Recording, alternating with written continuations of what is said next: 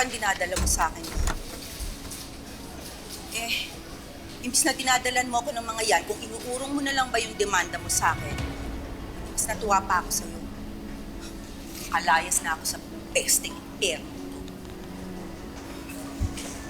Auntie Belen, magagawa ko lang po yun kung sasabihin niyo sa akin kung saan namin mahanap si Farah. 3 buwan na ang lumipas. Hanggang ngayon, hindi pa rin po namin siya nakikita. At alam ko pong alam ninyo kung nasaan siya.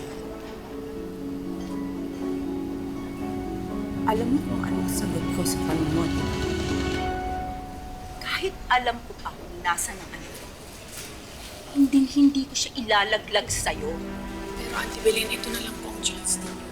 Pwes, bulukin mo na ako dito. Dahil kahit kailan, hindi ko isusuko ang anak ko sa'yo. Hindi baling ako na ang maghimas ng rehas dito habang buhay. Huwag lang ang anak ko. Guard, pasok na tayo. Walang kwentang kausap ng bahay to. Sinayang ng oras ko.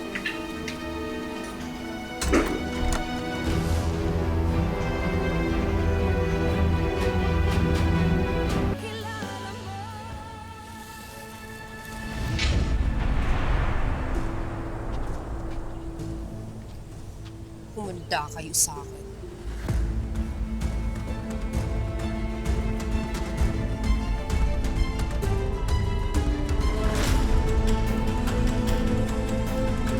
Farah?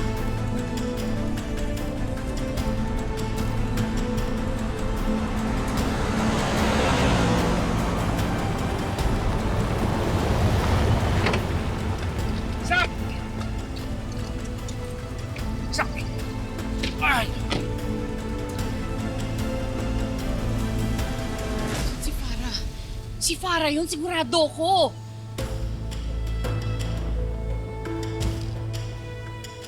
Ah.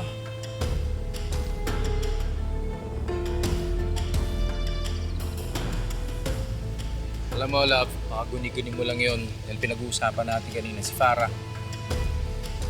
Pero, ito, huwag ka na mag-alala. Kasi wanted na siya.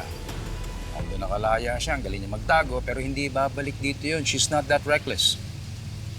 Love, tandaan mo, may mga bagay nga na hindi natin akalaing kaya niyang gawin. Sa bagay, you're right, no? May point ka ron. Pero hayaan mo. Papa-double check ko, tapos tabi ko na lang sa guard. Okay? Mali ka na. Isak! Okay, boss na lang ng gate. Salamat.